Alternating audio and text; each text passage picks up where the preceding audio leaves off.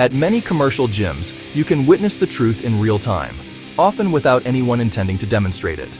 Picture a common scenario. Two women finish a workout, laughing as they watch a man on the seated chest press. He loads 3 large 45-pound plates onto each side. That's a considerable amount for most gym goers. After his set, he steps away. The women, maybe on a dare, decide to try.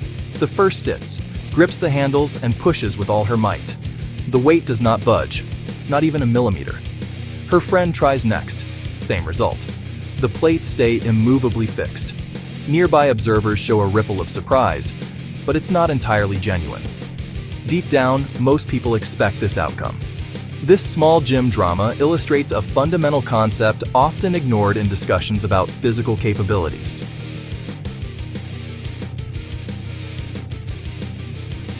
This is not a commentary on effort or dedication. It is a public display of a statistical reality. Men and women, as populations, do not occupy the same space on the bell curve for raw strength. Their distributions are distinct. Their averages are different. This is not opinion, it's measurement. The chest press machine is an objective arbiter of force. To understand group differences, you must first understand the bell curve.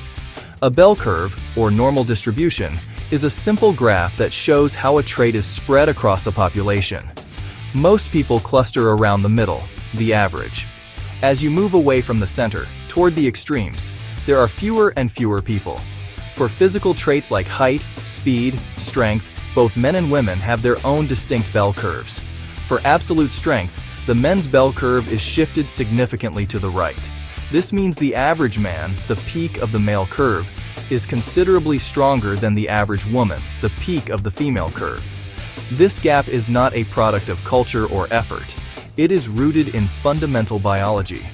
The primary drivers are hormonal and musculoskeletal. On average, men have substantially more muscle mass, particularly in the upper body. This is a direct result of higher levels of testosterone, a hormone that is crucial for muscle protein synthesis and the development of strength and power. From puberty onward, males accumulate muscle and bone density at a much faster rate. This biological programming equips the average male with a physical toolkit. While the two bell curves for strength are distinct, they are not entirely separate. They overlap.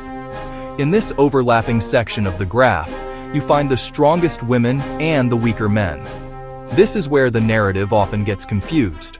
A video might show an elite female powerlifter or an elite female CrossFit athlete outlifting an average man who exercises casually. Observers then incorrectly extrapolate this single instance to mean that gender differences are a myth. They are making a fundamental statistical error, comparing an outlier from one group to an average from another. That elite female athlete is a rarity, sitting on the far right tail of the female bell curve. That exceptional woman has likely dedicated years or even a decade to specialized training nutrition recovery protocols. Her performance is the result of immense discipline and favorable genetics. She is not representative of the average woman or even the average female gym goer.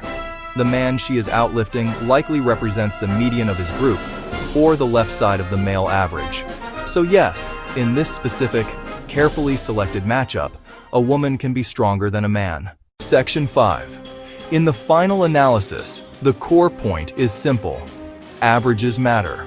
They describe the central tendency of a group and provide the most reliable basis for understanding population-level characteristics.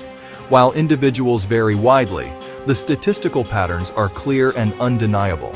The average man is stronger, faster, more powerful than the average woman.